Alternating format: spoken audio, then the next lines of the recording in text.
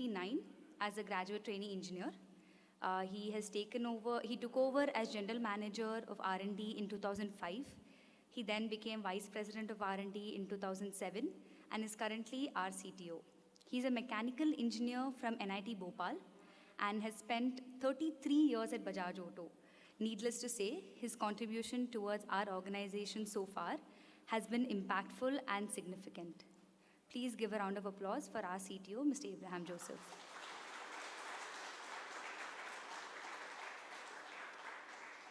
Thank you. I now welcome Mr. Madhav Das Kini, VP of Business Development, to felicitate our CTO. Sir, if you could please come onto the stage.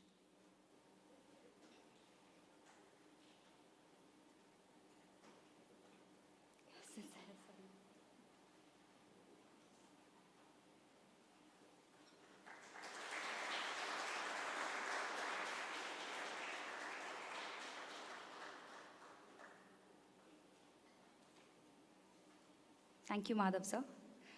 Joseph, sir, I request you to please address the gathering.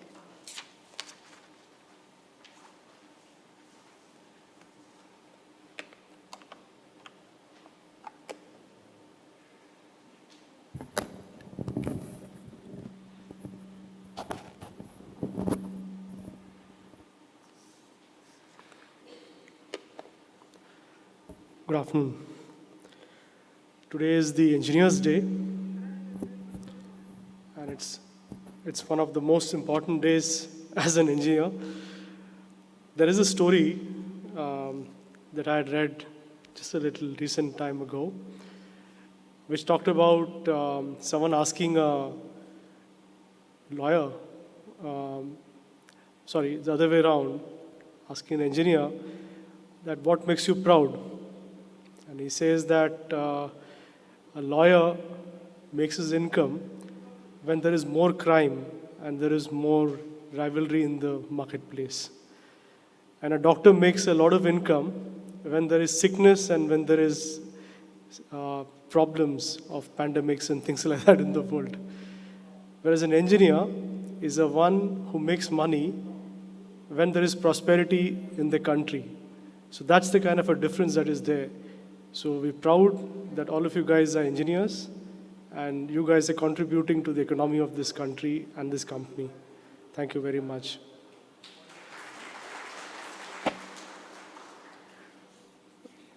On the Engineers' Day, I thought the short talk I would like to give would be on the challenges of the future and preparing for it through innovation.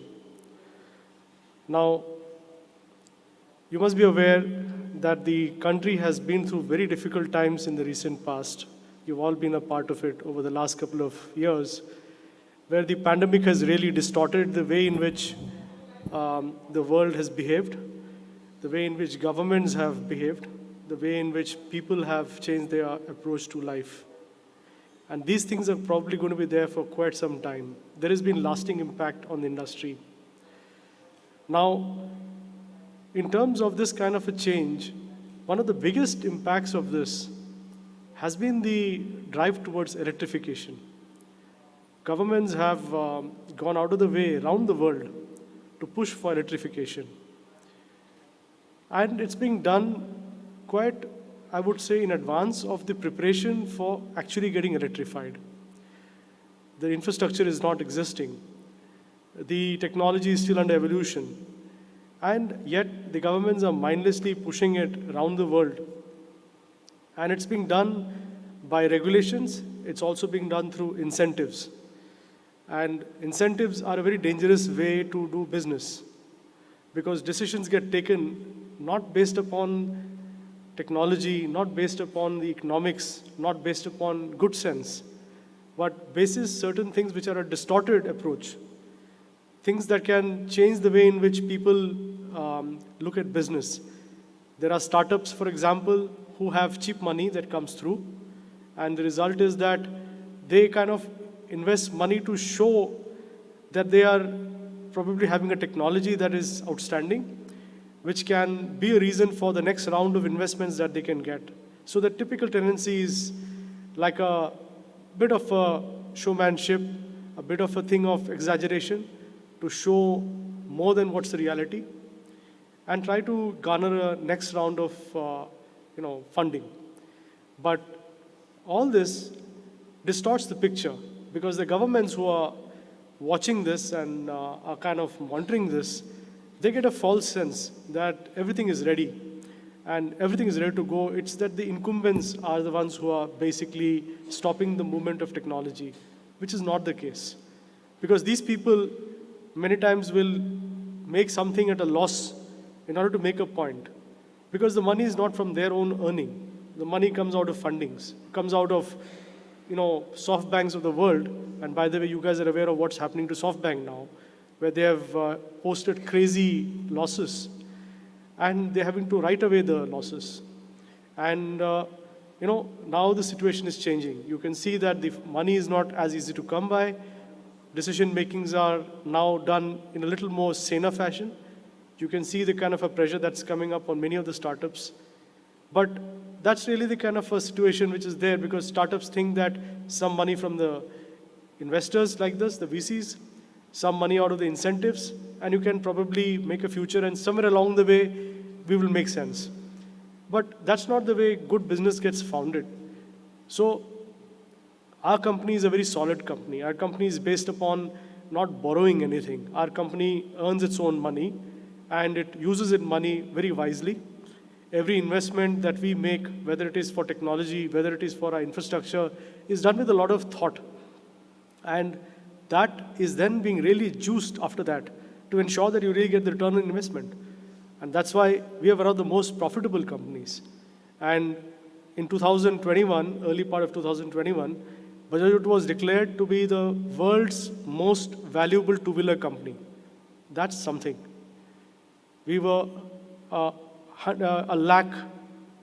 lakh crore valuation. That's crazy. We were the top in the world. So the way we do business has a lot of meaning. It's not by accident that we've reached where we've reached. It's due to the kind of engineers that we have built up in our company that's led to this. We have top-notch engineers from the best of the institutes, people from around the country, people from abroad, who are all together in this as a part of the dream of trying to make the next best product we can. And this thinking and this approach is, I believe, the only reason why we will be successful in the future, why we will be able to be more innovative. We have taken the hard way of trying to build everything ourselves, but I think it's because we have the people who can do that. And that strength is out of the engineers that we have in our company.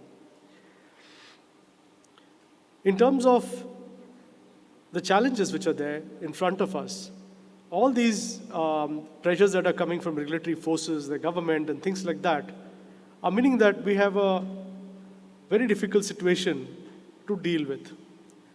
Mobility is most important for people, but mobility in which way? We have got two options, electrification and the IC engine side. Both have their own challenges, but both are having opportunities also along with them. If I would take the challenges of electrification, for example, as I mentioned, it's come or it's being pushed much faster than what really should be happening. Today, for example, government puts regulation on what kind of a price a scooter should be sold at or a vehicle should be sold at if it had to be given a FAME benefit.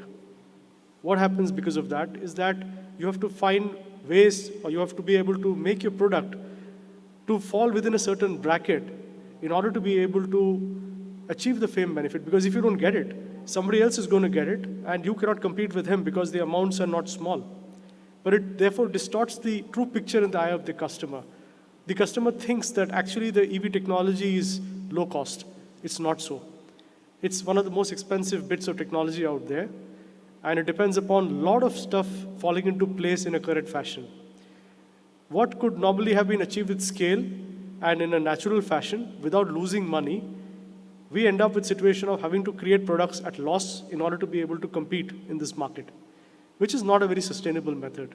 The very things that build this company and its profitability cannot be kept aside just because you've got startups and others and governments trying to push for these kind of schemes or this kind of conditionalities.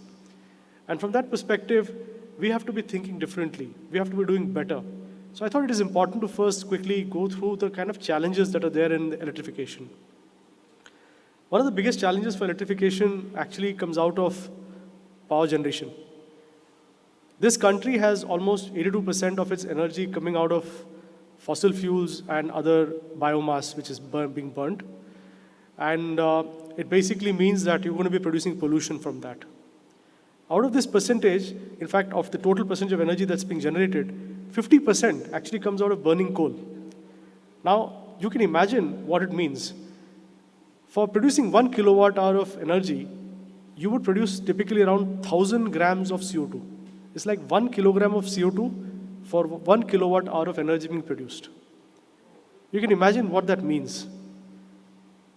Now, if electrification happens the way we're talking about it, large-scale electrification, you're not talking about few buses running in on electricity, you're talking about large-scale transportation changes, especially on the lower end of the product range, where we are actually present, three-wheelers, two-wheelers, in big numbers, the commuting segment of the motorcycles, of the scooters, which could get electrified. Now, you can imagine if millions and millions of people are going to be on the electric vehicles, the kind of increase that's going to be there in the demand for electricity is not going to be small. You're going to have a situation where they will have to make even more capacities to be created for power generation. And this is the record at the moment. 82% is out of fossil fuels and other stuff that you burn. Very limited amount is out of hydro, and certain limited amount is out of solar. So, if you would take a product like a Chetak, which is a very efficient product, it's got a drivetrain which is super efficient. We have one of the most optimized powertrains.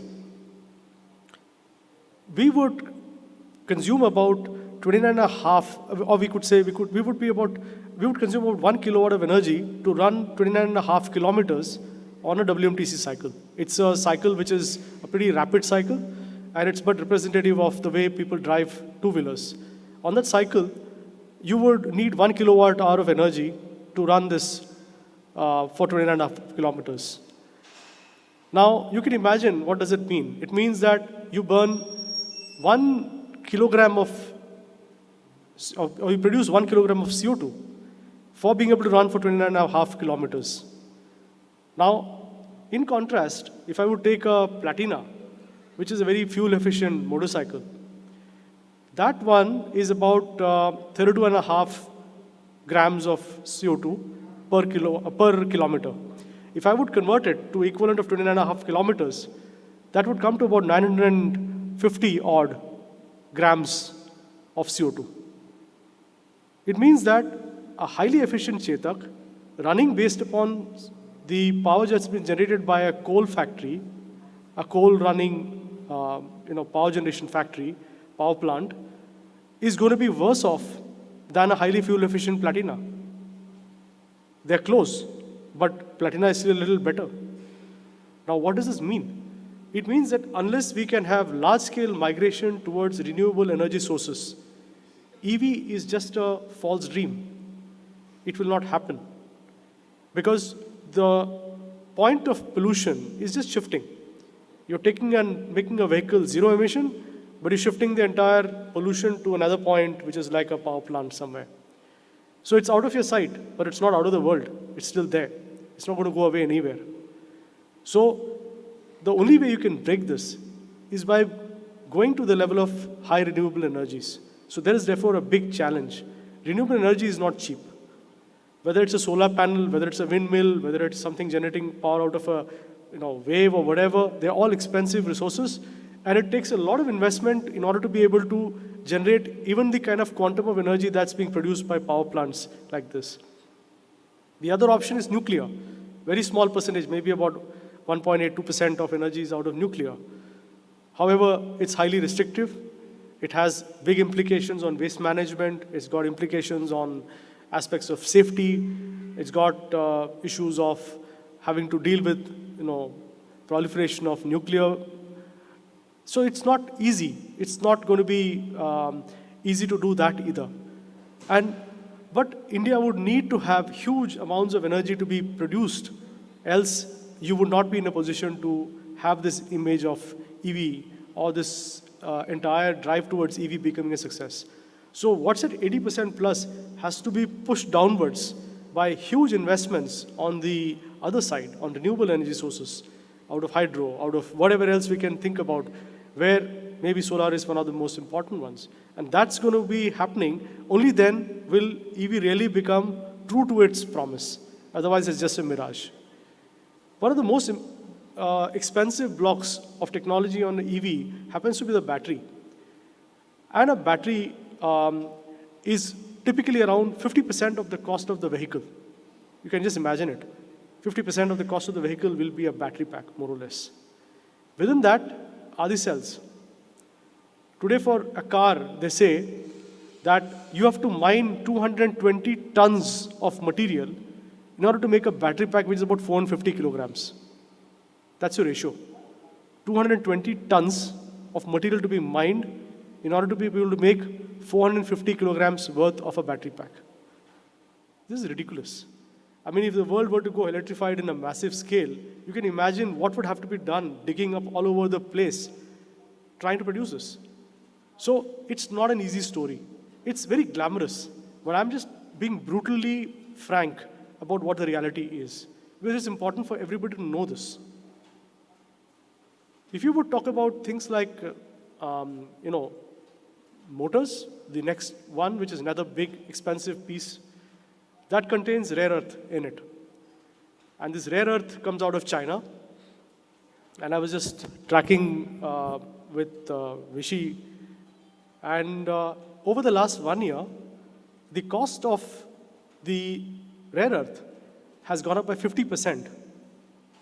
What we were getting has jumped up by 50%. In the same fashion, the lithium-ion cells that we were using, they have jumped up by typically 37%.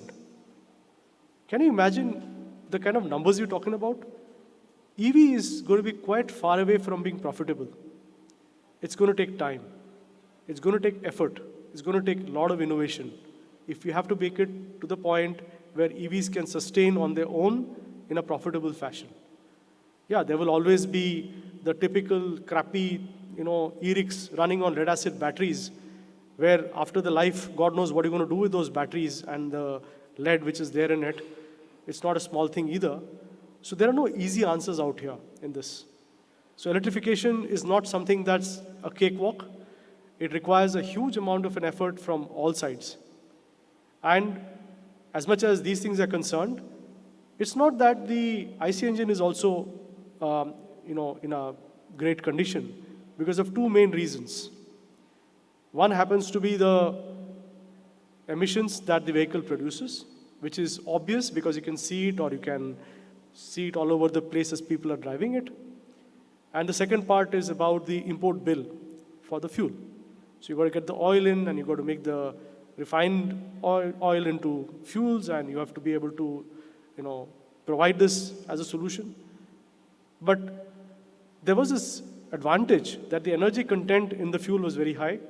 It was easy to transport, very easy to dispense, and there exists an infrastructure. For 150 years, it's really taken root. It's all there now. It's present.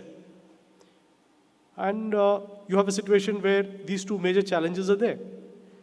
So if it's not that it doesn't exist, but on the other counter side, for an EV, the cost of import bill isn't really going to be less either. You have a situation where the parts like the cells, the electronics that are required for all the controllers, it's a fact that none of the power electronic components of high quality, none of the microcontrollers, and none of these cells, all of which are really adding to the cost, and the rare earth is available in India. It's not made in India. These parts have to come from outside. So all that's going to happen is the money that was going out for oil is probably now going to go out for these components and maybe back to China. So it's not really a fantastic scenario. Now, does it mean that everything is just gray? No, I don't think so. I think there exists an opportunity within the challenge, because that's exactly the point.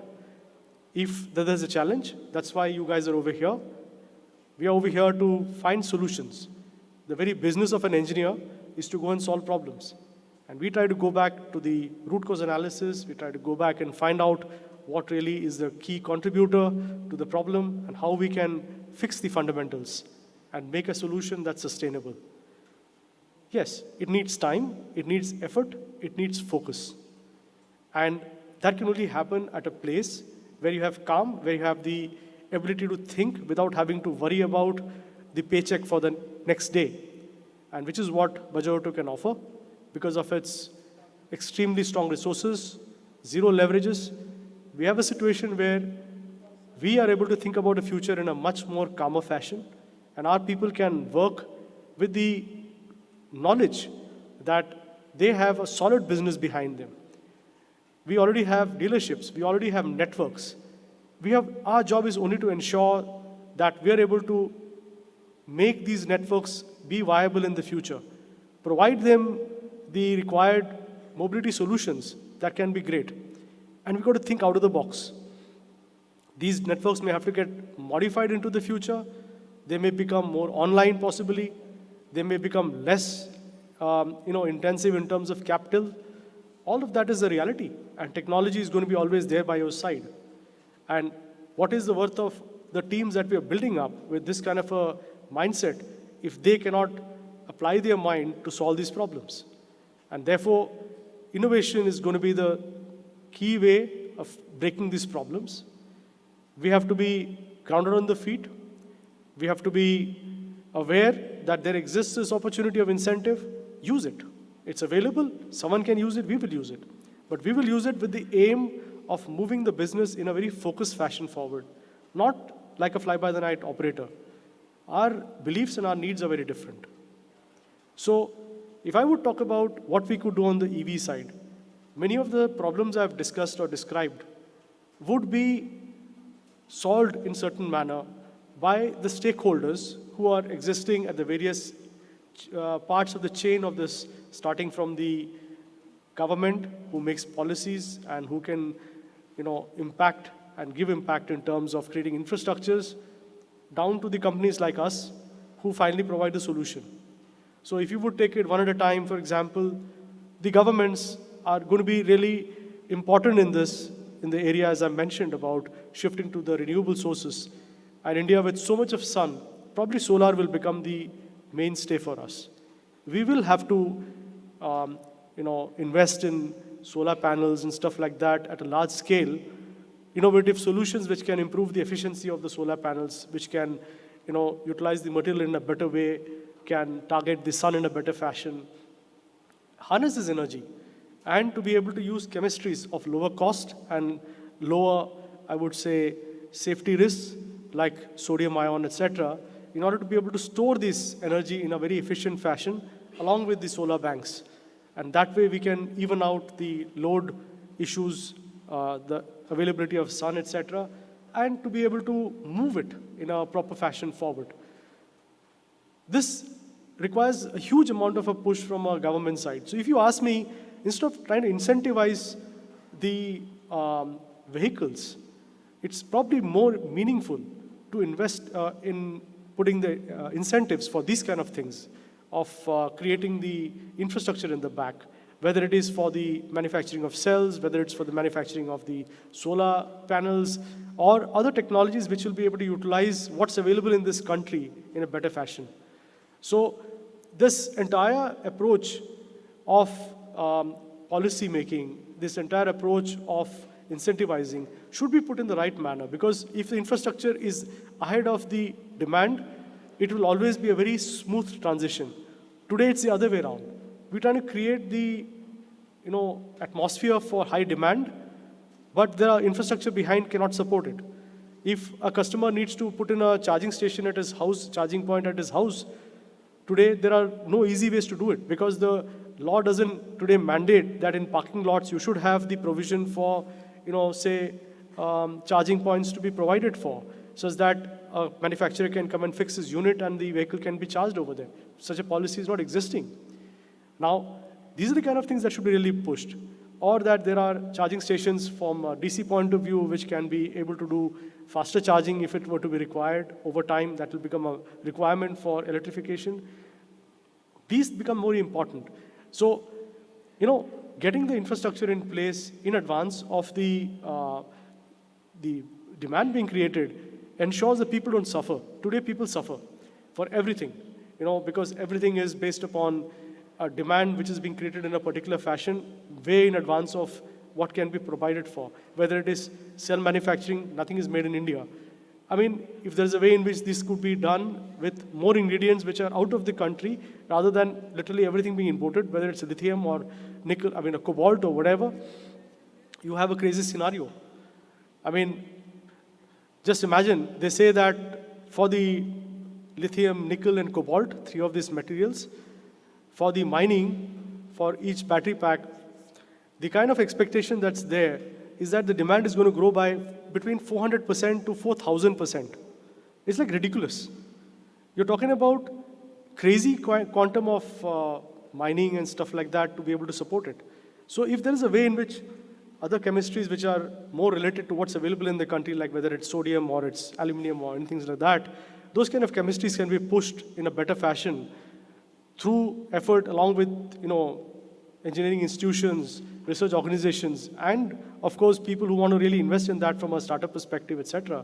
Those are the kind of things we can push and we can try to help in order to be able to find things which will be sustainable. And if you then talk about things like motors, to get out of the rare earth, to be able to go to motor designs which are possible to be, what happens really is the rare earth really is able to give you a more compact motor, a more efficient motor, something that's more powerful. It really changes the form factor of the motor. But if we are in a position to say that we can design motors which are not going to use this rare earth, even if it's a little more bulky, and if we can achieve more or less the same efficiencies, then we really get to a different position. So those are the kind of areas that we have to innovate upon. We have to really push these things. Today we're going through this crazy difficulty of electronic component shortages and chip shortages. Because of the pandemic, we've had all kind of issues. People have stopped demand at a particular point of time, and therefore the factories have diverted their capacities for other kind of consumer electronics, and now to get them back on again has taken a lot of time. And whereas the demand has bounced back much more faster from the transportation perspective, and we today have a scenario where the demand is far outstripping the availability of parts, and therefore there are shortages. Today in IC engine, we used to have typically 2 or 3 controllers, maybe one for a speedometer, one for an ABS, one for an FI. Today, on the Chetak, we've got about 8 controllers. And the quantum of electronics that goes into each of these things, if it's a motor controller, for example, or a charger, the number of power electronic components that go in are ridiculous. And with chip shortages, you can imagine that to make one vehicle, you have to have the BOM of every one of the small bits to fall into place. Otherwise, you can't make a vehicle. We are really struggling today in order to be able to ramp up the Chetak. The demand is there. We've got bookings, crazy amount of bookings. People are really loving the vehicle. But to meet the demand, we're really having to struggle today to build it up, the capacity to be built up. Teams from purchase, teams from R&D, CD, they have been at it day in, day out, doing online buys, doing all kind of stuff. Parts are at ridiculous costs. A part that would cost you $1 would be available for maybe 10 times the price. But at times you have to do those kind of stuff in order just to be able to make the vehicles. Now, it's not a story that's going to be sustainable in this kind of fashion. That's why we're getting into various stuff like long-term buy contracts and stuff like that in order to be able to ensure that there is a possibility to build up the capacities, to be able to ramp up in a good manner. The demand and the way business unit wants our electrification to happen is quite rapid. And we have to be in a position to look at alternatives. We can't get trapped that here is the one controller I've got, or this is the one MOSFET I've got, and you get it, or we are stuck for business. We have to look for alternatives. We have to look for designs being done today which can account for various possibilities. If not this controller, what's the backup? I mean, we had to do it in the case of IC engines also.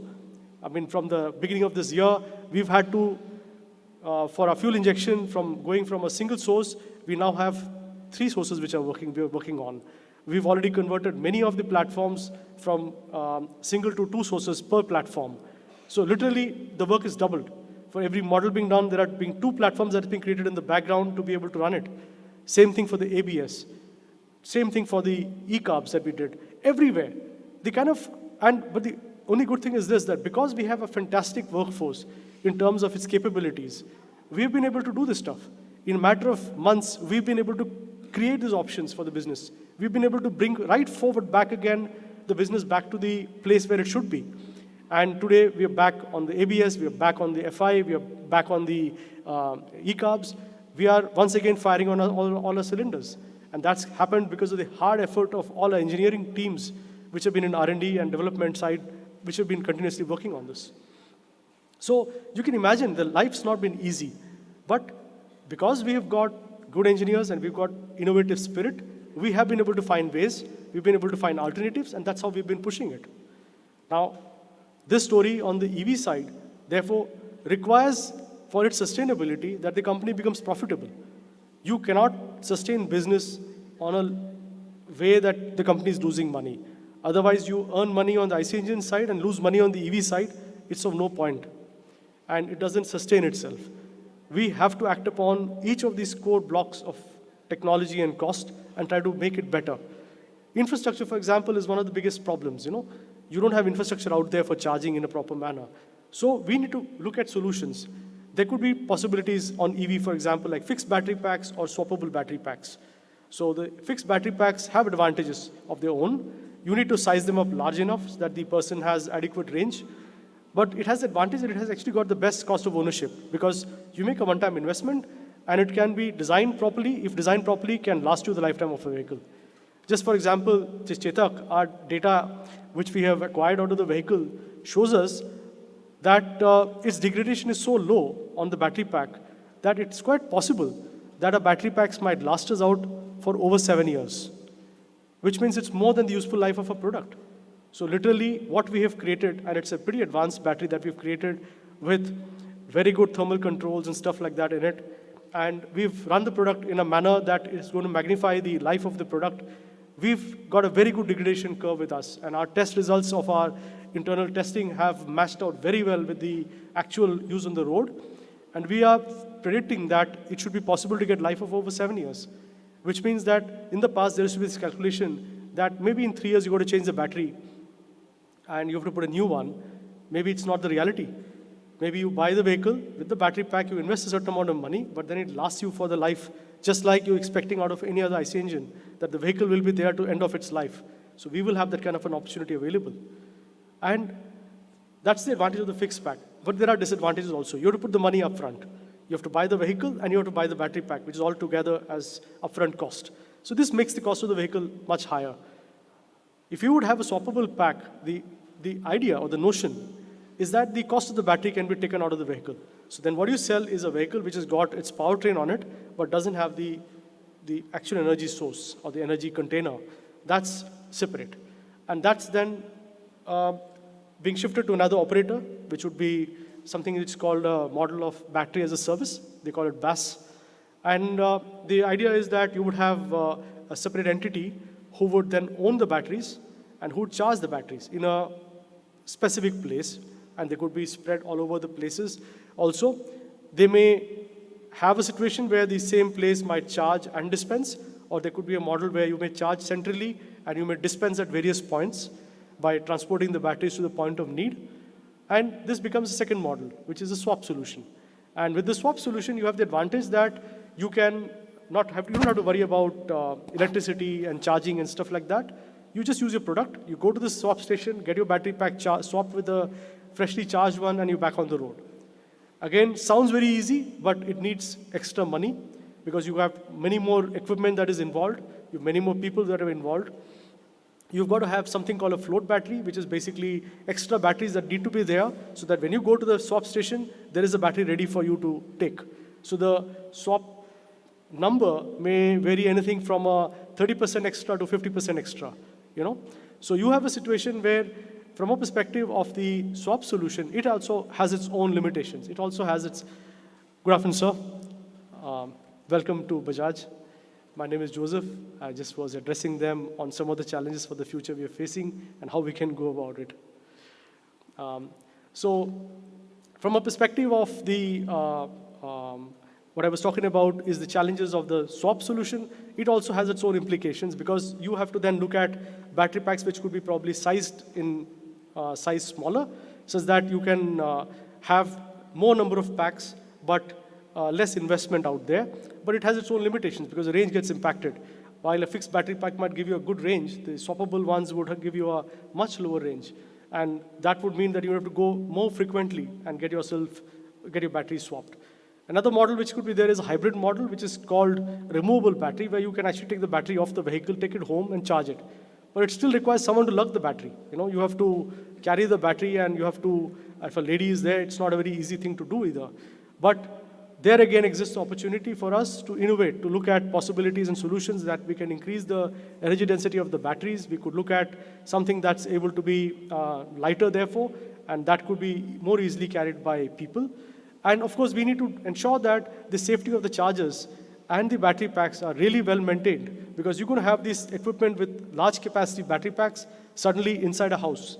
And the last thing you want is to have a thermal event happening because there is a problem in the way in which you have managed the battery pack charging. And the battery is the most susceptible during charging, because that's when a lot of energy is going through the battery pack, a lot of current is flowing through it, a lot of heat is being generated. Unless you're able to monitor it very closely, manage its temperatures properly, you can have thermal issues coming up. And that's why we have to be super careful of how we do it, and the care and the effort and the innovation that our teams can bring to bear in terms of making this kind of good quality battery packs will be really, really important. The other one is basically chemistries. We have an opportunity to look at chemistries which are more tuned to the kind of applications we may be looking at.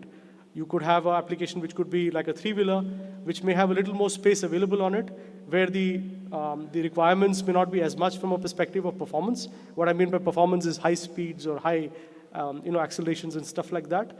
You could have a situation there that you could use chemistries which are lower in cost, are more long in life, and can be a little more inefficient from a point of view of weight and size, but could then be packaged on the vehicle to give you really good performance in terms of an overall behavior.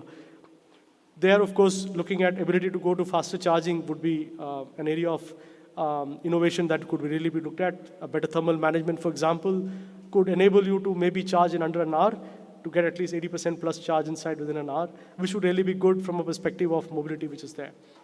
So in terms of, as I said, on the EV side, there are so many opportunities that exist, so many ideas and possibilities for innovation, many of which our teams are working on, and which we think is in a position to be able to be used in a very nice manner so that we can make a product that's really profitable, that's able to bring back the revenue to the company rather than lose money for the company.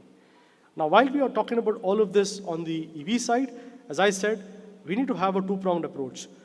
EV is still going to be happening over time, but we still have IC engines with us, and we believe that IC engine still has a lot of juice in it. It still has a lot of ability to give very effective mobility solutions. We need to tackle the two major problems, which is basically the aspect of emissions and the aspect of cost of imported oil, for example. So if we can go for alternatives like CNG or other fuels which are ethanol-based or biomass, etc., biofuels, you can have a situation where you can create products which are far more lower in cost of ownership. In terms of CNG, for example, it has one of the lowest cost of ownerships. In a three-wheeler, for example, it would be somewhere in the ballpark of about 1.6 to 1.8 rupees, which is really fantastic from a point of view of per kilometer cost. And you have a situation where the CNG is also far more cleaner. A three-wheeler, for example, running on CNG with advanced injection systems behind it will give you in the ballpark of about 51 grams of CO2 for a kilometer. In comparison, a car, which is out there, a small car running on gasoline, would be in the ballpark of 120 grams of CO2 for equivalent payload being transferred, So from that perspective, you can imagine we are like less than half of what mobility would have costed the world or the nation if I would use a very efficient form factor over there. So the form factor part of it is extremely important, because even in the EV, we're looking at different kind of form factors. Some things which are smaller, which a new EV powertrain can offer, because the chemistry behind it, the physics behind it are completely different. We could look at totally different concepts over there. Same way on IC engine also, we have an opportunity to really utilize all this kind of a stuff which we are learning out of the EV side in order to make a much better IC engine. We could have a situation where the more advanced controllers can be applicated in order to be able to manage actuators and stuff like that, which can improve the basic efficiency of the product. Many times on IC engine side, you are reticent to spend money because it's going to make the product more expensive. But look at the other side. The EV is going to be far more expensive. And if that is the case, we could probably invest a little more money on some of the controls and some of the actuators, which can actually improve the efficiency, the performance of the product. And that really would be, again, a very good way to extend the life of these products. If we can improve the thermal efficiency, for example, of our products more by utilizing the heat that is in waste in a better fashion, that again is a great opportunity to be able to improve the thermal balance and therefore to be able to create a product that's more efficient. Even 5% improvement in thermal efficiencies would give you phenomenal gains as far as the things like range or cost of ownership are concerned. So these are, again, things are opportunities for us to innovate upon, and we should not be letting go of that easily. And this entire possibility of symbiotic work in the back of the EV work and the IC engine work is of very strong meaning, because we have an opportunity, because of our history, to understand aerodynamics. We can understand CFD calculations. We can do thermal calculations. We can do extremely good designs from vibration perspective. We can do extremely good designs from a durability perspective. These are the things which a startup EV maker would just not know. They have to blunder through the various things to learn it. Our history and our past has taught us this. This is where the great opportunity exists in order to be able to take this learning and to utilize it to make a better EV. And same way, take the learning out of an EV and the control systems that we run over there and make a better IC engine. This is the beautiful part of this entire thing, that we can work together in order to create a much more stable, much more solid future. So that over time, even as IC engines might slowly taper off and the EVs may slowly gain their popularity, the company as a total remains strong. Its revenues remain strong. Its profitability remains strong. This is the vision. This is the hope. This is the place where the innovation can happen. And from that perspective, I would congratulate each and every one of you engineers for being a part of the Engineers Day, and also for the challenges that are ahead of us, but which we're going to take it by holding the bull's horns. And we're going to ensure that we're going to take this company to the next best position it can be in, which is the strength into the future, going from the most valuable company in 21 on two-wheelers world over to once again be like that in the future, even when the EVs are happening around us. So thank you very much. This is my hope that through innovation, Bajaj Auto and its outstanding engineers can move this company in a solid fashion into the future. I'm requesting Shri Kiran Kumarji afterwards, after we welcome him, to come and share with us his experience from innovation, where he's been so involved in so many of the fantastic achievements he's had on the electronic side in the context of the various satellites that have been launched and the various programs at ISRO. I'm sure it will be an very, very outstanding feedback talk we could receive from him to inspire us to be able to learn how to be even more innovative into the future. Thank you very much.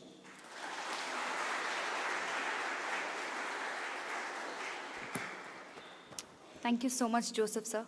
I'm sure whatever you have said and all of your thoughts have definitely struck a chord with all our employees who have joined us here today, and all of many more employees who have joined us online.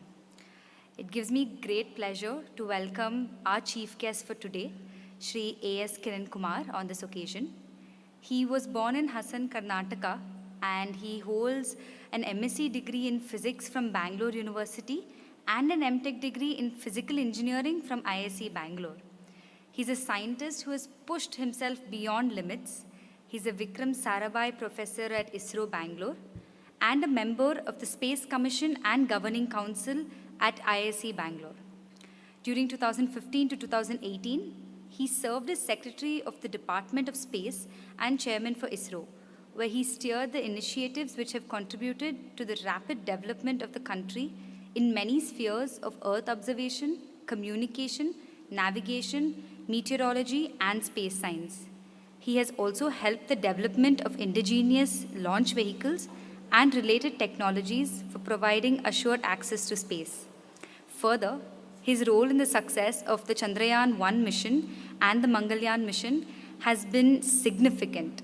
He has gained numerous awards and recognitions, a few of which are the Padma Shri Award in 2014, the prestigious International Von Karman Wings Award in 2018, and the highest civilian honor by the government of France in 2019. From co-authoring over 85 publications to his contributions towards space sciences, words fall short to convey his dedication and contributions. Thank you so much, sir, for being with us here today. Now, I would... Yes.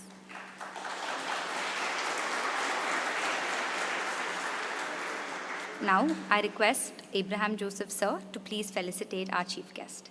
Sir, if you could just join us on stage.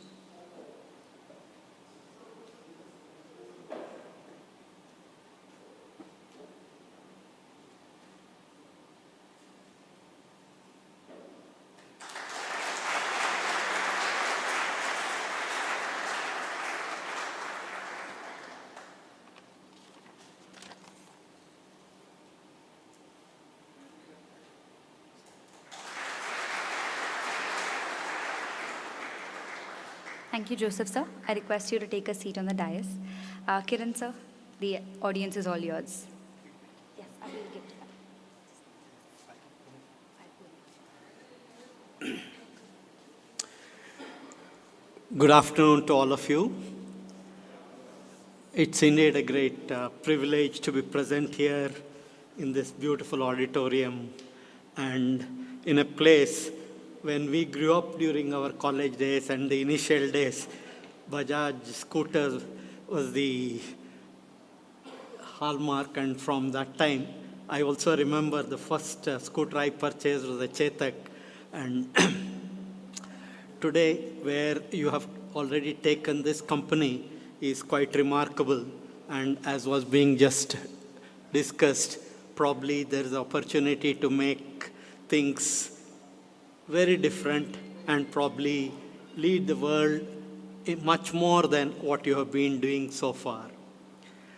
Today also happens to be the Engenius Day, the birth anniversary of a great visionary engineer from Karnataka, Sir M. Vishweswaraya, who also showed that whatever knowledge and skill and the capability that one acquires, how that should be used, not only for the development of the individual, but also for the benefit of the society, state, the country, and the entire world at large. In fact, he showed so many ways by which an engineer in India, particularly I remember one incident which is quoted, that he was asked to work for the state of Hyderabad. At that time, it was run by a Nizam, and he was looking for dealing with the problem of how flood has to be managed in this city of Hyderabad. And at that time, we were still not independent. And initially, he was looking at a person from Britain. And for some reason, that was not working out. So he was looking for an alternate. And it was Sir M. Vishweswaraya who was to be given that task. So initially, Sir M. Vishweswaraya said that he will work for the state of Hyderabad only if the recognition and the remuneration is going to be commensurate with what they were giving to the British engineers. So otherwise, I would not take up this job. So just he was showcasing that the capability what you have and the skills what you have should be recognized for its value and not from where it comes. And that was a very significant statement he was making, particularly just around the time the independence, pre-independence you can say. But beyond that, he did some fantastic work both in the state of Karnataka and for the country also in many spheres. And today happens to be the anniversary day, and we all need to remember him and remember him for what he has done, and also look at what we can do for the country in the coming days. So what I intend to do is quickly take you through the journey of Indian space program, and through that showcase how India took up this task of making use of one of the most advanced technologies of, if you look at in today's terminology, when a disruptive technology emerges, there are people who look at these disruptive technologies as early adopters, and there are others who are slow adopters, and also there are laggards. So in fact, what happened was, maybe can I get a presentation going? It's going from there? Okay. Okay.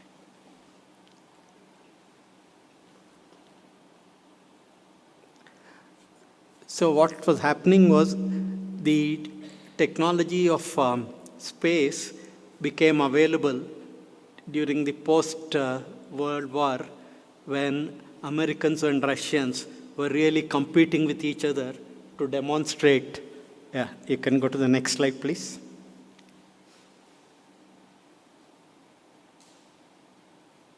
Yeah, when they were really trying to compete with each other and demonstrate who was more powerful. And it was Russians who stole the show at that time. They were the first to put an object into space, Sputnik, in the year 1957. You can remember that 1957 was just 10 years after our independence, and we were struggling to build the country from the devastation that had happened during the colonial rule, and how during the Industrial Revolution period, the country had been actually stripped of its raw materials, taken out of the country and brought back in the form of finished products, and exploitation done. And at that time, we had a great visionary scientist in our country, Dr. Vikram Sarabhai, who was looking at how this capability of putting some objects beyond Earth can be used for the rapid development in the country. Because he was also aware that, as Arthur Clarke had shown, that if you put an object in geostationary platform, which is at 36,000 kilometers, you can do equivalent of a tower at that height, which could look at 1/3 of the globe, and you could provide communication through line of sight communication. So he was looking at how the capability of putting satellites into orbits can be used for communication, not only communication, but also broadcasting, because when you transmit from that height, you can cover 1/3 of the globe, and through appropriate antennas on ground, you can receive this signal. And you can also monitor what's happening on the Earth and its atmosphere. And all these three capabilities were a big advantage for a country like ours. And it was Dr. Sarabhai's vision of making this happen for the country. So what he did was, he made use of his friendship with American, Russian, French, and German scientists, and brought sounding rockets in the form of kits, and told his fellow scientists that in India we have a unique place which is very close to geomagnetic equator at Tumba. And if you conduct upper atmospheric research in this place, the information collected will be very beneficial for the scientific community. So in that form, he could convince them, and he could bring sounding rockets in the form of kits, got them assembled. The next slide. The church, what you are seeing in this slide, is the place where the first rockets were assembled in the place. And even for doing that experiment, actually what happened is, the fishermen of that region, Tumba, it was a place called Tumba, had to be convinced that they should vacate this place for us to conduct the experiment. And even for that, he had to make use of the services of the priest of that church. And after doing that convincing, the fishermen gave place. They were told that if you allow us to conduct these experiments here today, one day in future, the country will benefit. And with that, the activity started. The sounding rockets were assembled, and the initial experiments went on. And just as though to prove what was told to the fishermen, what happened? Next slide. This is Bishop Peter Bernard Pereira was the person who helped us in convincing the fishermen at that time. Next slide. Yeah. So just as though to prove the point, from 1999 onwards, we were able to look at the color of the ocean in 8 different spectral bands, and through that identify chlorophyll, and through the chlorophyll food chain of the fish, and locate in the ocean where the fisherman has to go for catching the fish. So this was called as a prospective fishing zone, and this information could be extracted by looking at signal collected from satellite instruments. And this particular prospective fishing zone information was initially provided to the fishermen in the 90s through, at that time, what was available as a pager or through telex to the Fishermen's Association, and on the electronics board there, the location used to be displayed, and fishermen could go to the ocean and catch the fish. In fact, this activity alone saves to the country today between 15 to 20,000 crores, because the petrol and diesel what the fishermen spend in reaching the place for their fishing is reduced significantly, and also the time for them is saved, and more than that, they are also assured of getting a fish catch. And with the recent advances in the navigation capability, today a small gadget which is battery operated is fitted into the boat of the fisherman, and this gadget receives the signals from our NAVIC satellite. Not only does it identify its location, but also through the messaging system in this NAVIC, the PFZ location in latitude, longitude is broadcast to that gadget. And a mobile in the hands of the fisherman, the mobile itself does not have any connectivity to the terrestrial tower. As you can imagine, once you reach a few kilometers into the ocean, no terrestrial tower is accessible, but through Bluetooth or Wi-Fi, the communication between the handheld, mobile and the gadget takes place, and an app in the mobile enables a video compass mode direction to the fisherman to show him where he has to go for fishing. Not only that, in his mother tongue, information is provided about any weather vagaries that could occur. And then, so here you can see an example of the most advanced technology of launch vehicles, satellite, instruments on that, and a host of other equipment, enabling a person who does not know reading or writing, making use of this technology for his livelihood. So we have a 7,500 kilometer long coastline, and almost 7.7 or 7 lakh fishermen depend on their livelihood. So that's a very significant capability which was added by virtue of getting into the space through building launch vehicles, satellites, and various application instruments. And this was one of the demonstration of the capability what Dr. Sarabhai was envisioning when he brought in this activity. Next slide. So this again just a detailed illustration of how things have been happening from 90s, and today the process has become, today the government of Tamil Nadu is providing these gadgets to the fishermen, and similarly many other states are also providing these gadgets to the fishermen on a regular basis. Next slide. Next slide, please. The other important thing that happened at that time was, see, he wanted to convince the government that use of space technology can rapidly help us in changing the scenario in the country.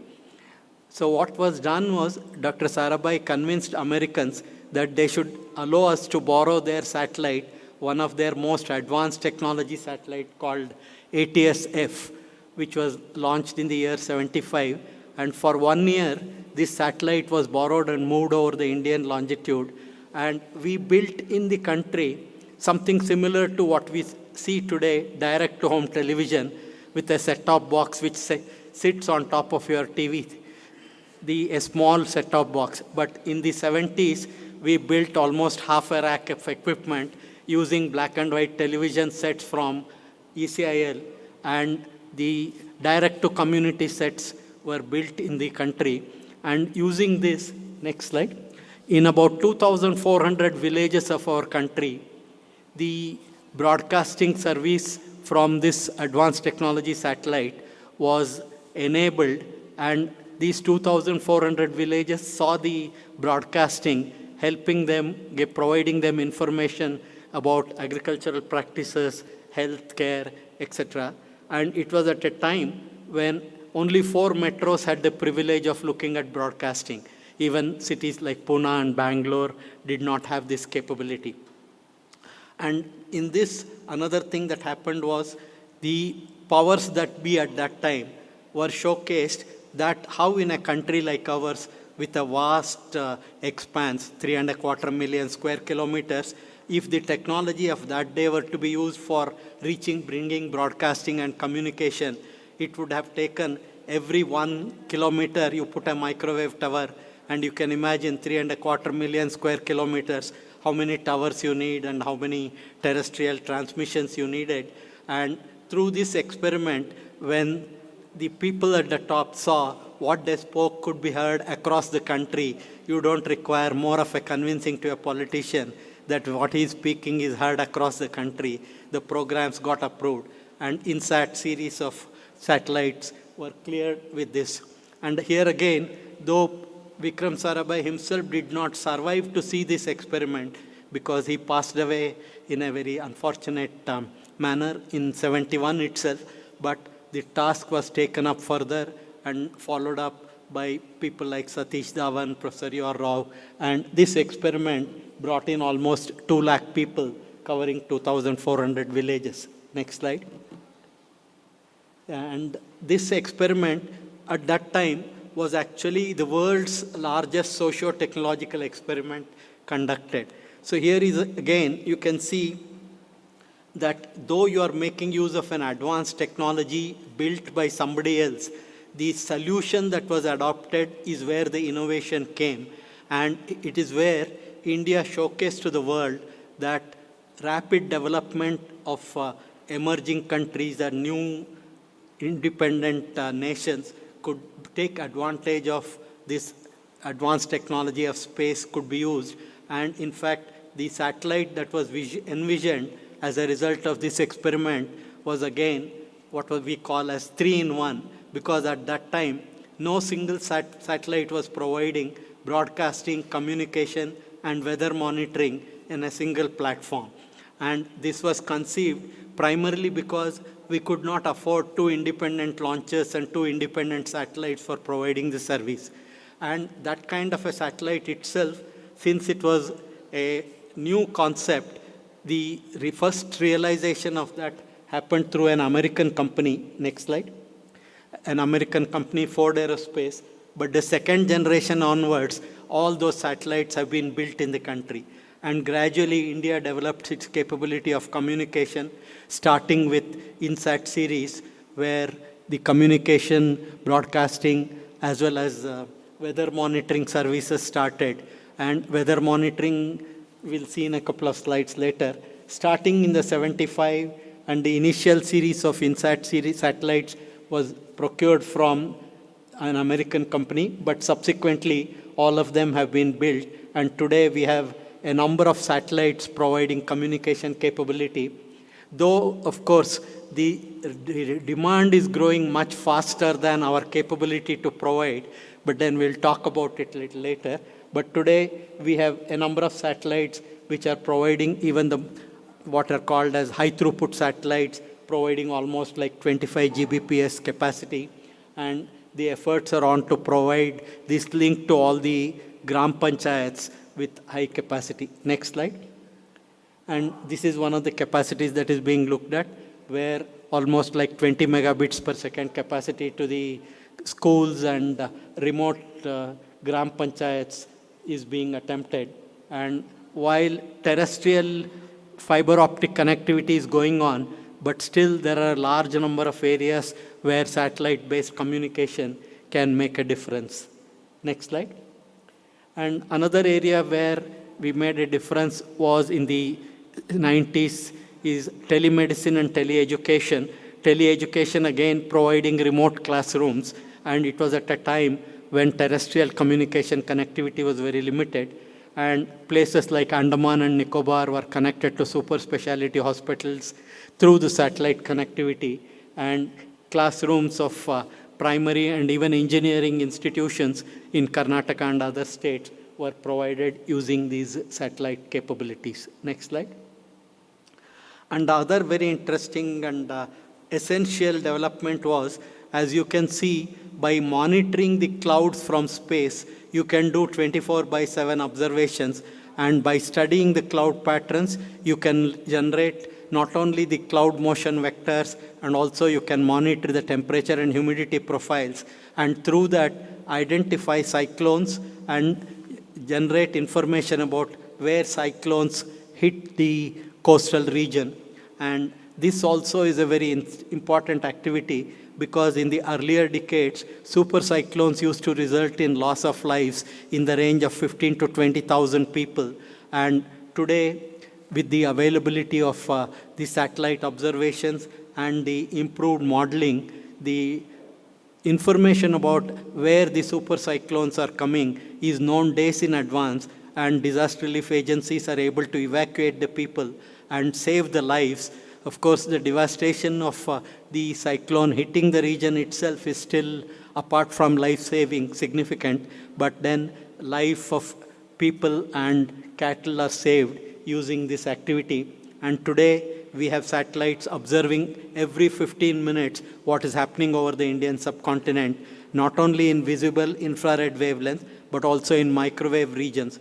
Because you would be wondering, many times between the June and September of the year, India is covered with clouds. What can you see from space? Of course, you can see mostly clouds, but then like we can see through clouds, we can see through a glass, transparent glass, the microwave signal can penetrate through the clouds and get information. So we have microwave satellites which are picking up information about ocean wind vectors and provide this as input to numerical weather models. Next slide.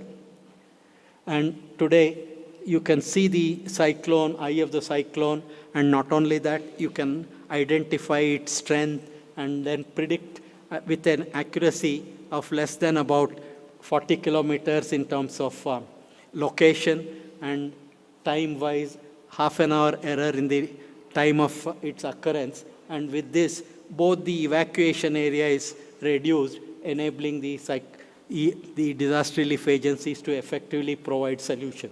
Next slide. Yeah, this is, of course, the same thing shown, how the things have changed between 2009 and 13 to 15 and 21, how things have improved. Next slide. So towards this, we started building satellites, which initially was the INSAT series carrying a very high resolution radiometers, which makes use of visible and infrared wavelengths. And then today we have an imager and sounder. Sounder is an instrument which observes in 19 different wavelengths, and through that it can generate the vertical temperature and humidity profile. And this information goes into the numerical weather model. And like I was mentioning to you, by making use of the microwave sensors, you can look at the ocean wind vectors. And this information, not only we are using it for our own activities, but also this information is provided to the international weather forecasting community within 180 minutes of acquiring this data. So we also become partners in global weather forecasting related activities. So all these satellites have been developed, and then progressively, not only we are working with in the institutions like France or even USA in providing such information. Next slide. Another very important development that happened is navigation, where you can easily visualize that while satellite-based signal receivers present, the Indian subcontinent, there was a gap.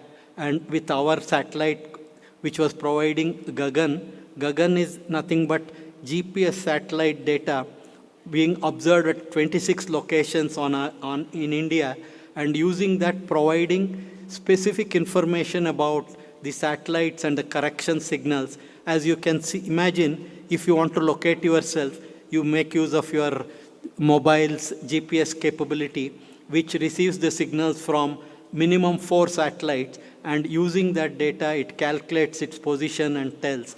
And in this calculation, lot of errors occur due to the signal passing through the ionosphere, and also certain clock errors which are present in the satellites.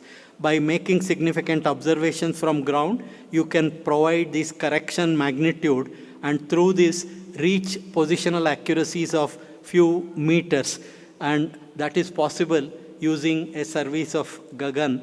And to that, we added our own navigation capability of using only a 7 satellite constellation, unlike what the global GPS, global positioning systems from America, Russia, China, or Europe make use of constellations between 24 to 32 satellites. With our 7 satellite constellation, we are able to provide the necessary signals for India and around Indian border up to 1,500 kilometers beyond the borders. So that in this region, with this 7 satellite constellation operating in near geostationary platforms, we are able to provide this service. And this information is also is being used today, not only for providing to the fishermen, but also railways is using it for RTIS, and this information is being made mandatory for many of the transport sector activities. Next slide. And a large number of applications are there, and for this, we have established a number of ground stations across the country, and using this data, the information is provided to all the GPS-enabled receivers for ensuring. And this service is also what is called as safety of life assured and integrity of signal guaranteed by an agency. And Airports Authority of India and ISRO work together for ensuring this service. Next slide. And then disaster management itself gets a lot of inputs from space-based observations. As you can see, space has no boundaries, and it can look at the entire globe, what is happening, and provide this information. And about landslides, forest fire, drought, and even floods and flood monitoring. In all these areas, space-based observations provide very useful inputs. Not only are we doing it for our own place, but we also provide our satellite data to the international agencies for whether it is Sentinel Asia or United Nations, SPIDER, and other organizations. We share this information with them. Next slide. And for making observations from space, we started with looking at images with a resolution of 1 kilometer. This was in the early 70s, but today we have sub-meter resolution imaging capability from which can cover India, not only India, the entire globe. And you'll also be happy to know that between 95 and 99, India had the privilege of providing highest spatial resolution imaging in the world in the civilian domain, not in the military domain, but civilian domain. As a result of that, we were able to provide, using 18 ground station, information across the globe. And then subsequently, of course, the commercial developments happened much faster, and the agility of the commercial enterprise is so much more. The governments are not able to cope up with that, both because of the resources required and the capacity building that was needed. But today, the strategic sector makes use of many of these capabilities, and we have also built stereo imaging system which enables digital elevation model data to be acquired. Next slide. And then hyperspectral imaging, that is looking at what you are seeing in very narrow bands so that you can even identify crop pests, crop diseases, or even in terms of the soil, residual carbon, and then using that, telling the farmer what kind of micro manures you can put. These kinds of activities are possible using hyperspectral imaging. And for this, starting with airborne instruments, gradually building spaceborne instruments have been the way we have gone about. Today, we have a couple of hyperspectral instruments operating in space. Next slide. And like I was telling, while visible and infrared is actually blocked by cloud, the microwave enables you to look through the cloud. And it's also another important advantage of a microwave radar is it carries its own source of illumination, so it does not depend on sunlight, which is the source for most of the optical or infrared observations. And as a result of this, it can make observation any time of the day. And this is the capability that we have built using C-band synthetic aperture radar and X-band SAR. And using this, we have sub-meter resolution capability, and it can also do maritime observations, look at ships present in the ocean and providing this information. And in fact, it is this capability of building a synthetic aperture radar, we will see in a subsequent slide, how people recognize you for your demonstrated capability and not for your stated capability. So this is another very important development that happened. Next slide. And like I was telling, we developed a stereo imaging system, and from 2005 onwards, we have been collecting data not only over India, but all the regions around India. And you have a digital elevation model. And this is the baseline on which all the draping of the information and fly-throughs can be simulated. If you want somebody to fly over an unknown area and how it looks if you want to show him in a simulator, this kind of data is extremely useful. And this has been made available to the country. Next slide.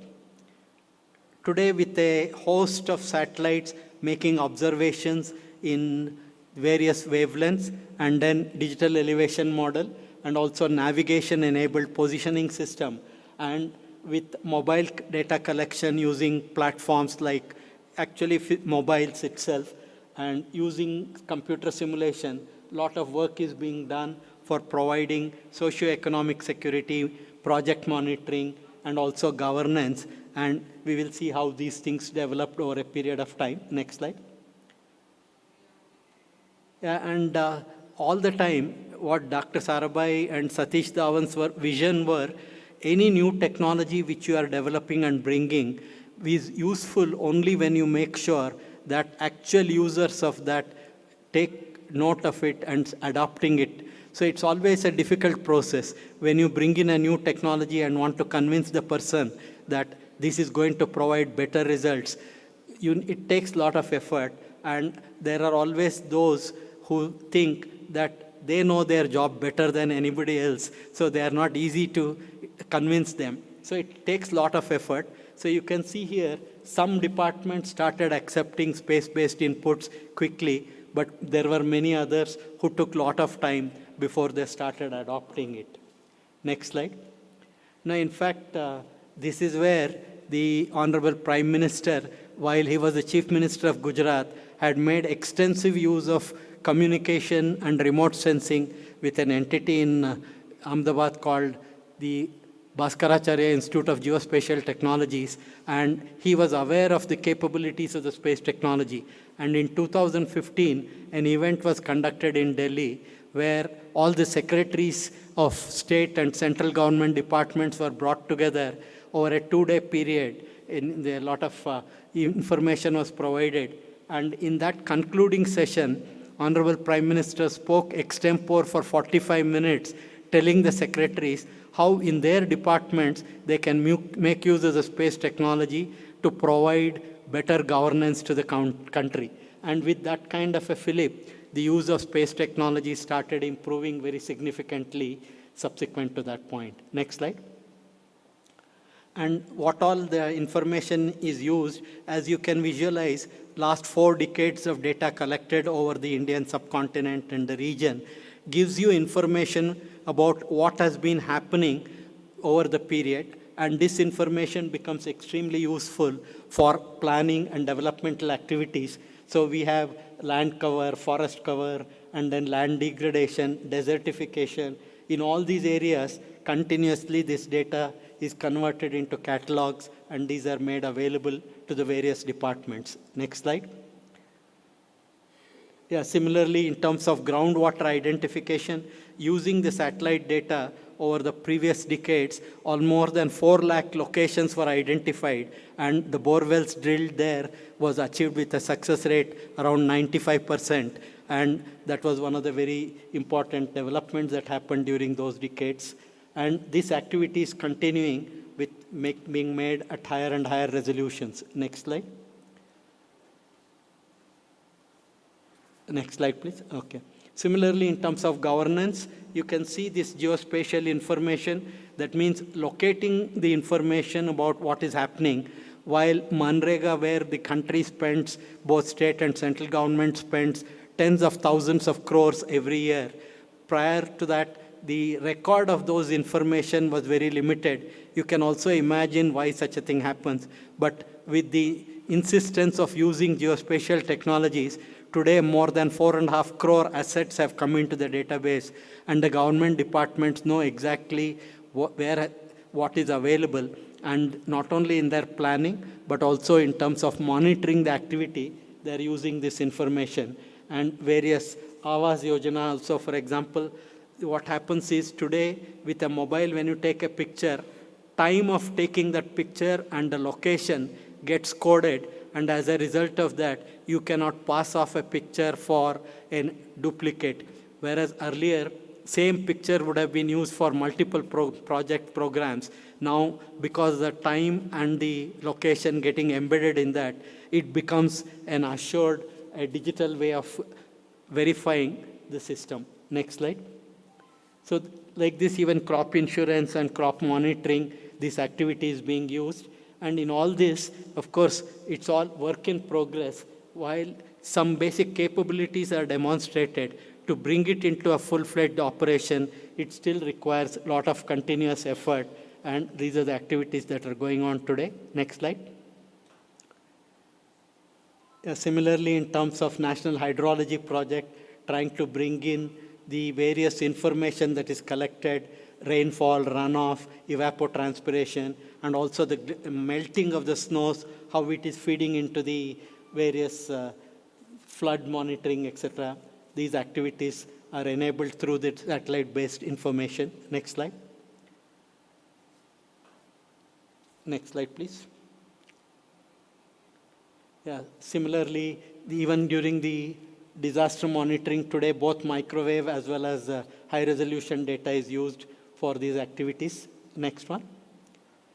And even during COVID times, this capability was used, and locust surveillance using the satellite-based information about the moisture and this locust, where they are moving, can be identified, and certain information provided to the authorities. Next slide. And even during space-based input for decentralized planning, all the elected representatives of the village panchayats are provided specific information about their own gram panchayat and also the block area, helping them in identifying the impact of what they are going to do, how it affects the neighboring regions, and how they can plan their activities better. Towards this information is provided. Next slide. And then during COVID time also, the data was used extensively.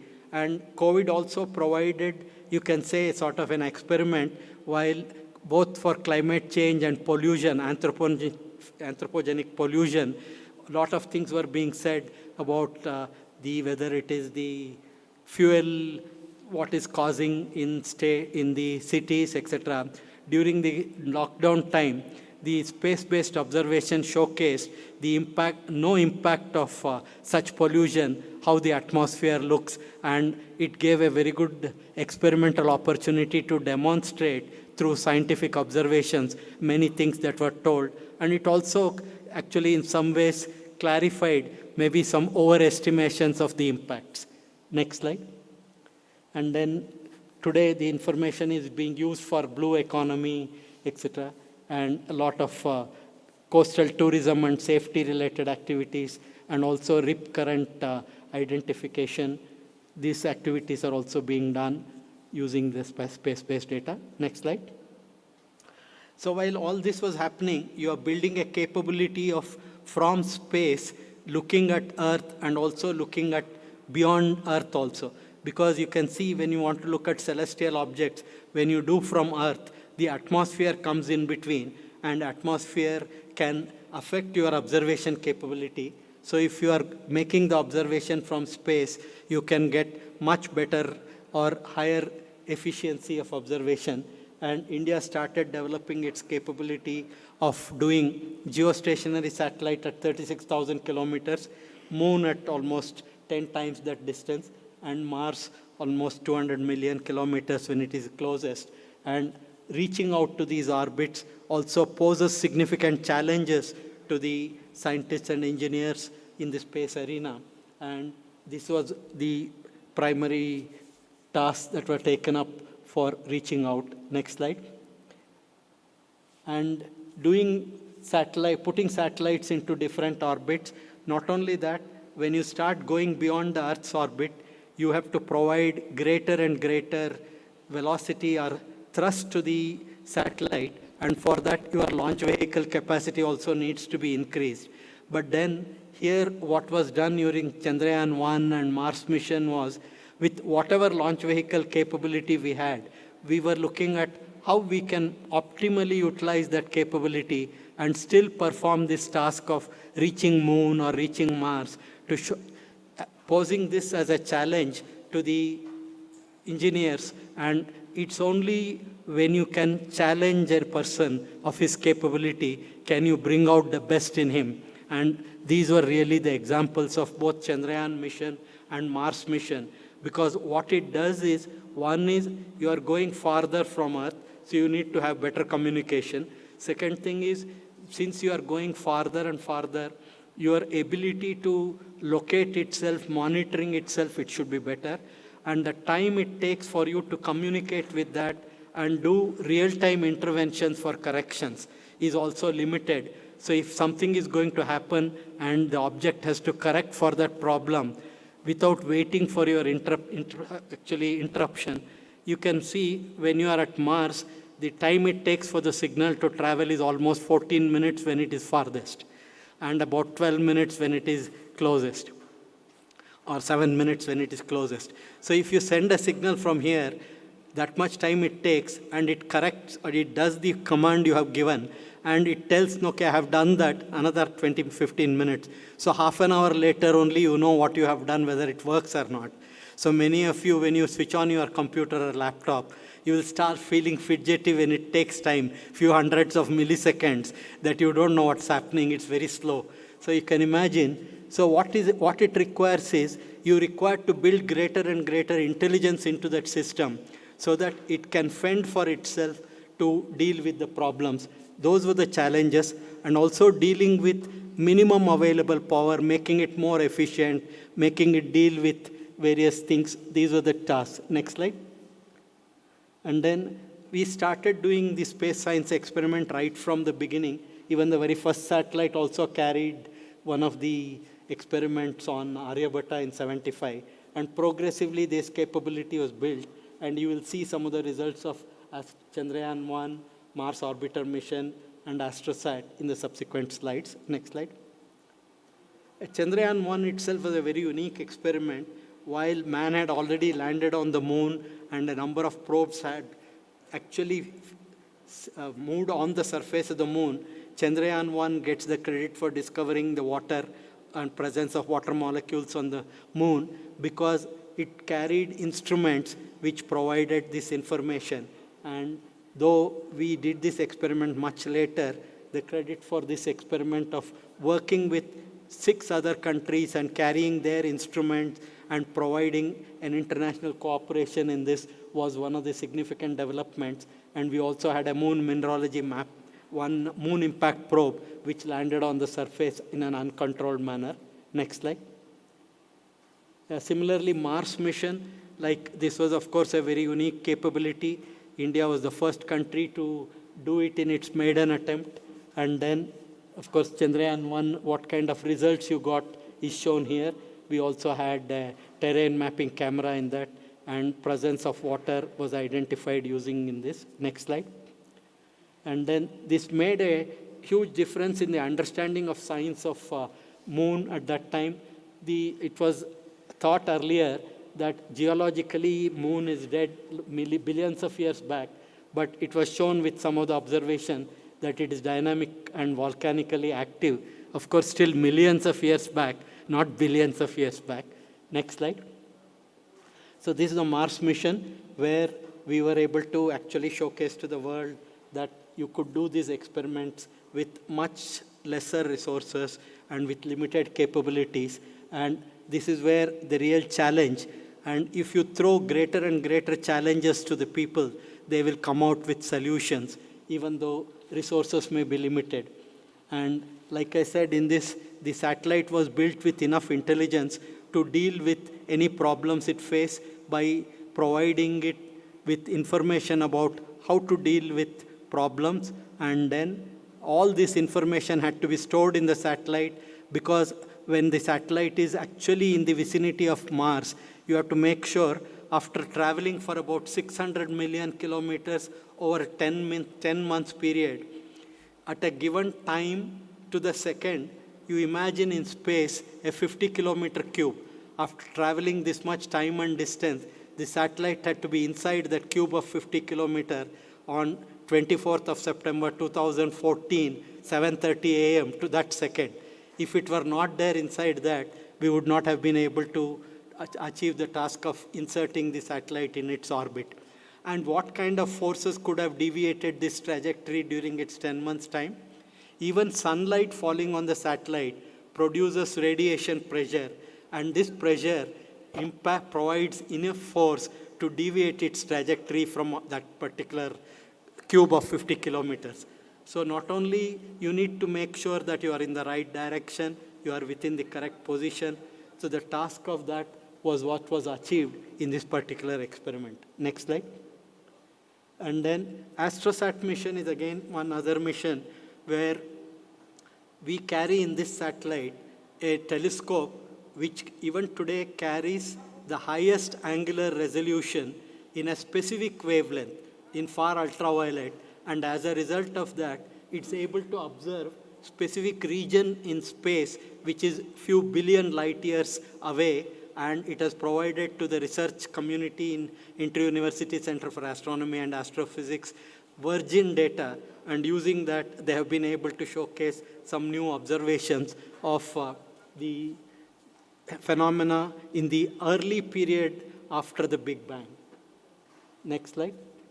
And this is that activity which happened where in a specific region, the far ultraviolet, and this happened because the telescope carried a mirror which is polished in Bangalore, and then in our center in Bangalore, and it also carried actually a sensor which is electronically the highest sensitivity. Both together, it is the best observer in this particular wavelength region. Next slide.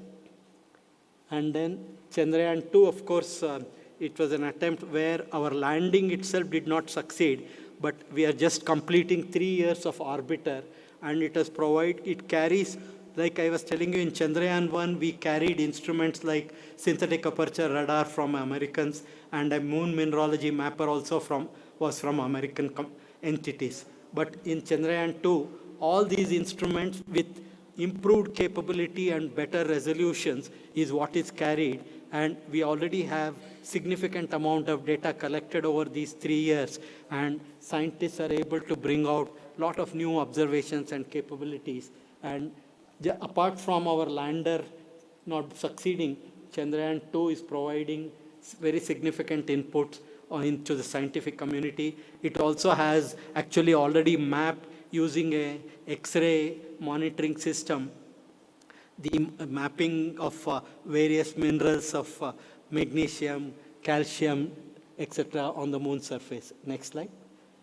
And these are the instruments it carries, and we also carry one of the very high resolution imaging instruments on that. And later, we are also going to bring down the altitude of this satellite from 100 kilometers to 50 kilometers, and the satellite is expected to last for at least many more years, and during that period, some more experiments will be conducted. Next slide. And for all this, the development of launch vehicle which was required, starting from sounding rocket in the form of kits, indigenous development of the rockets took place, and with each polar satellite launch vehicle, it was a continuous evolution, improving its launch capability in terms of weight, and today it's considered as one of the very credible vehicles where we have not only put satellites into the various orbits, geostationary, moon, Mars, etc., but we have also put more than 350 satellites of 34 countries, including 104 satellites in a single launch when it was done in 2017. It was a world record. And next slide. So PSLV is considered as one of the versatile vehicles, and in fact, you would have seen ISRO has signed an agreement with HAL and L&T to produce 5 PSLVs in the industry, and subsequently, the task what the government has given to Department of Space of making India participate more and more in space economy, which is likely to grow into $1 trillion. If you want to get even few tens of % of that, India will substantially benefit. And today, India is among the few countries which has the end-to-end capability of building launch vehicles, satellite instruments, and applications. And in this area, work is going on. And 5 PSLVs are going to be produced by the industry consortium in the coming days. Next slide.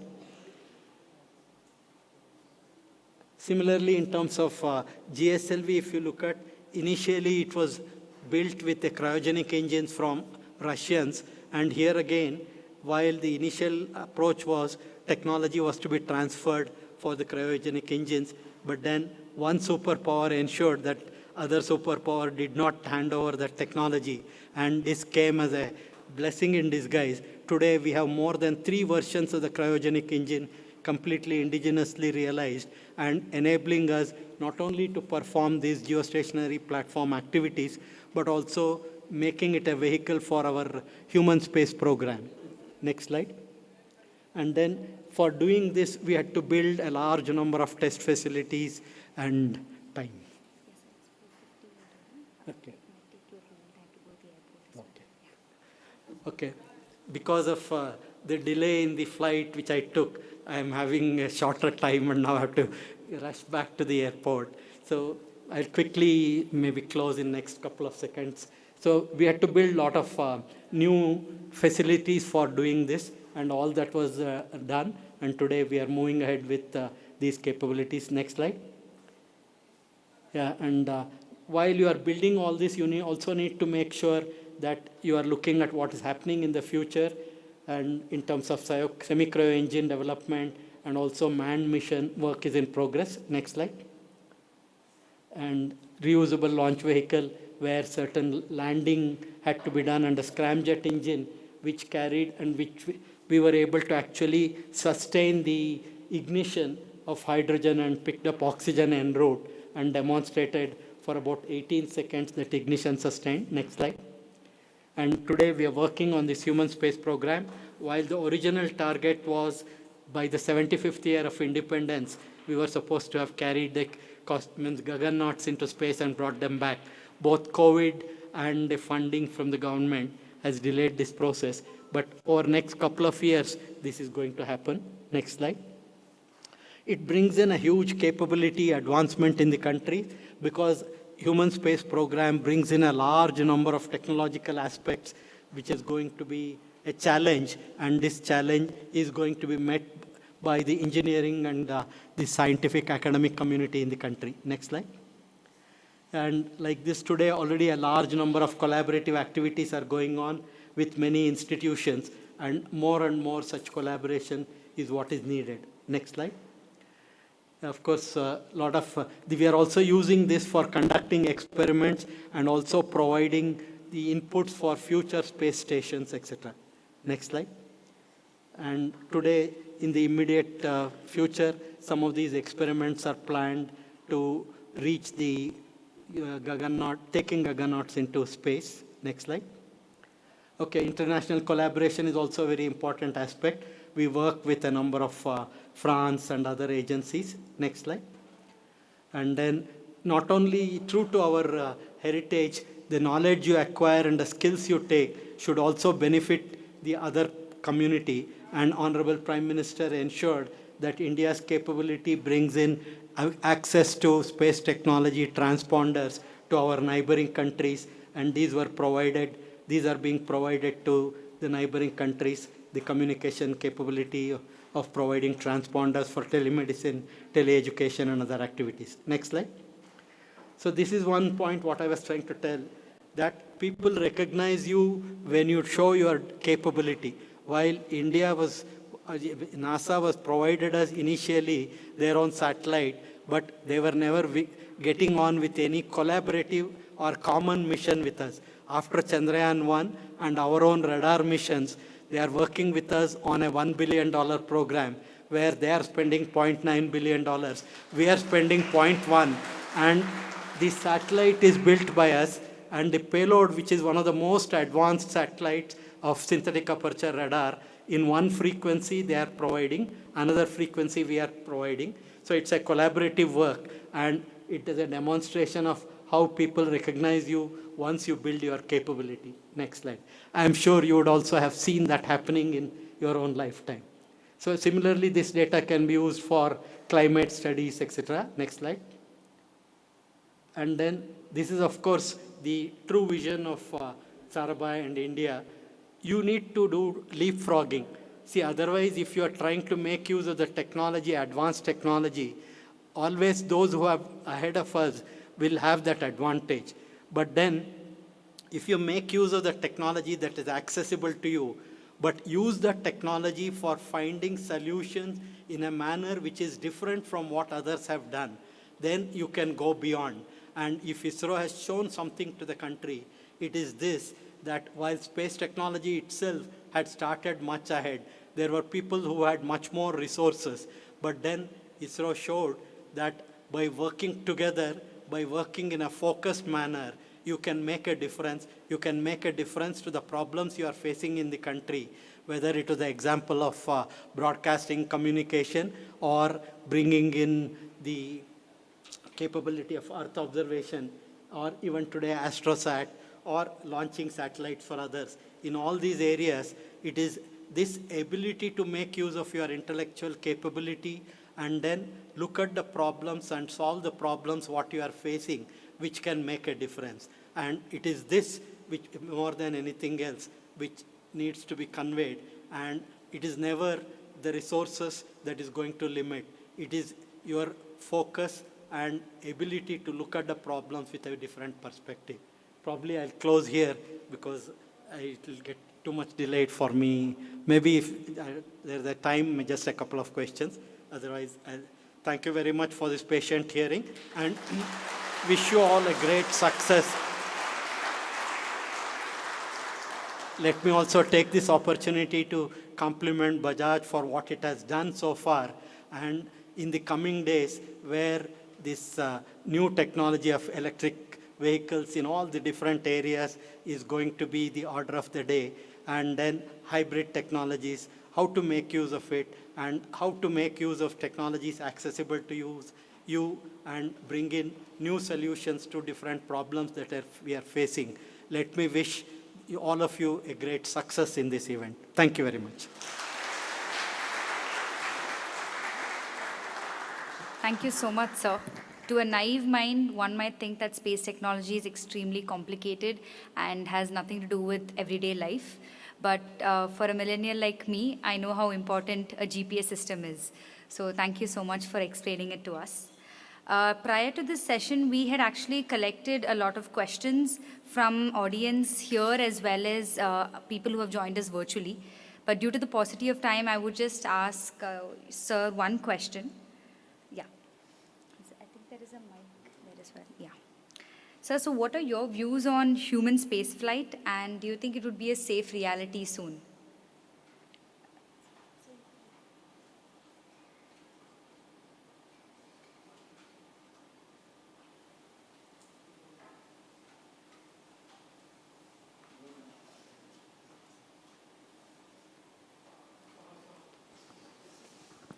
Hello. Actually, one of the things I needed to tell was, see, today space is the fourth frontier. And while man conquered land, ocean, and airspace, today space, the conquering space, has become one of the endeavors of enterprise. You are seeing already globally that private enterprise is getting into the act of space tourism, space adventure, space mining, space habitation, and they're building their own launch vehicles. And in fact, unlike yesteryears, where it was only the nation states which were doing the space program, today private entities are doing the space program. And governments across the globe are providing enabling these activities in their own countries. There are examples of countries which do not have any space program, but they are providing licenses to their companies for conducting space, actually mining or getting resources from space. So in fact, space, once it is the fourth frontier, and man is going to get into this act of doing space tourism, space adventure. Already you are seeing that for the few minutes of getting an experience of zero-G, people are paying money and going. And also those who can afford today are going into space for spending maybe few days. And time is not far when people will be doing their holidays in space. And not only that, space stations, companies are building space station independent of governments, because using this space station, producing material in terms of health industry already is $1 billion industry. And there are companies which are planning to set up space stations for such activity. And similarly, space refueling and then actually capturing debris and reconverting it into usable material. So in all these areas, things are happening. Now coming to the question of humans in space, it's only a question of time before the human beings look at habitation outside the Earth. Though one thought process is, sun itself is not going to last forever, though it may be millions of years later. But at some point in future, life on planet Earth may not survive. So should nothing be done at this point of time? Well, definitely there are people who are prepared to spend what they have earned towards this. And you are seeing such examples happening. And these kinds of endeavors are going to continue. And India also cannot stay far behind in terms of its capability. And that is where the government has ensured that it's also a Department of Space works on the space program. And it is definitely a matter of time before the human beings get into maybe other habitable areas. Thank you so much.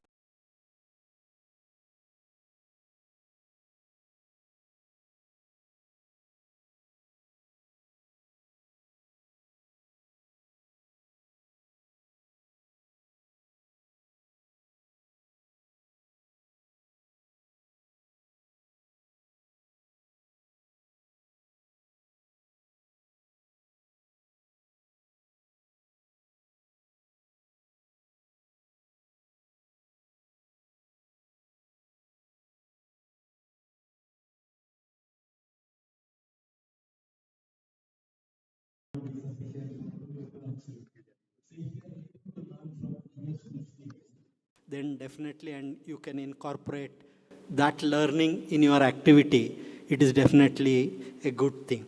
And the second thing is, failures are bound to happen, because like somebody said, if you have not failed in something, you have not pushed yourself hard enough. But at going beyond your comfort level. So both these things are extremely important, but how you deal with those failures is what is important. And dealing with the failure, we need to identify the cause of failure and not the person behind the failure.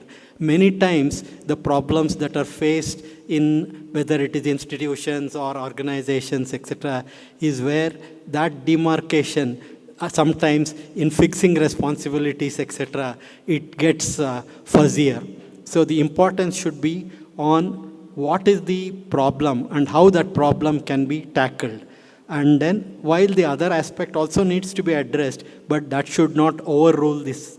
And if in ISRO also, probably you would have been seeing many examples where Kalam himself has shown that Satish Dhawan pushed him when the failure occurred, he took the press, and then when the success came, he pushed Kalam to the press meet, etc. So one is how you deal with failures. Second is you are recognized only when you are demonstrate your capability. These are the two things which over a period of time that what I would say has made an impact during my career in ISRO itself. No amount of your statement and telling I can do this or I can do that will give you credence. It's only when they have seen what you have done, when you have demonstrated what you have done, you will get the due credit. Thank you very much. Thank you, sir. Joseph, sir, I request you. Yes. Sorry.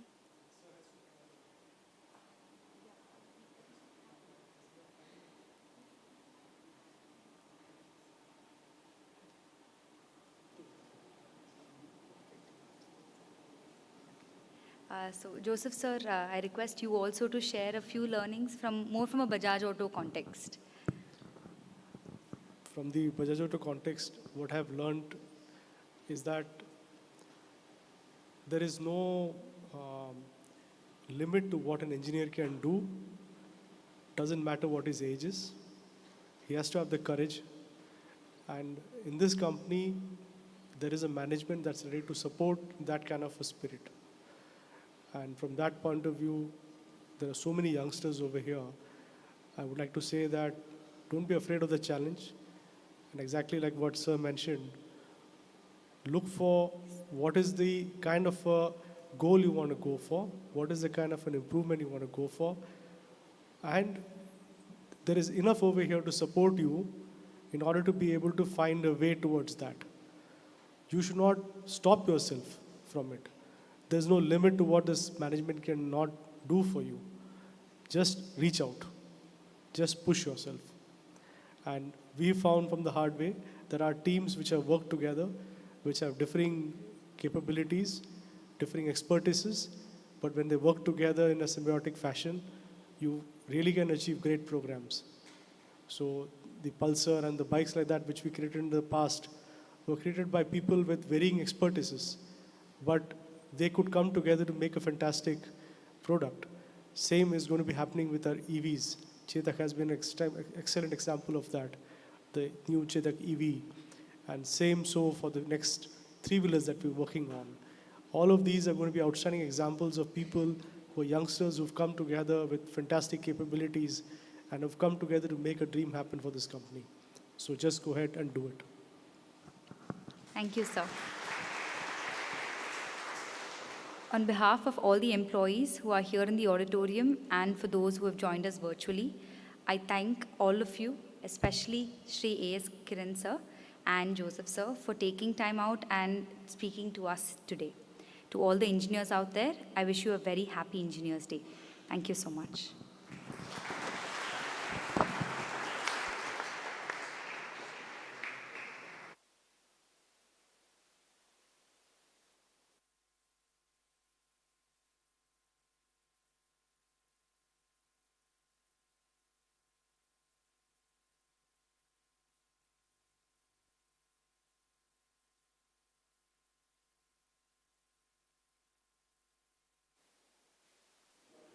Thank you.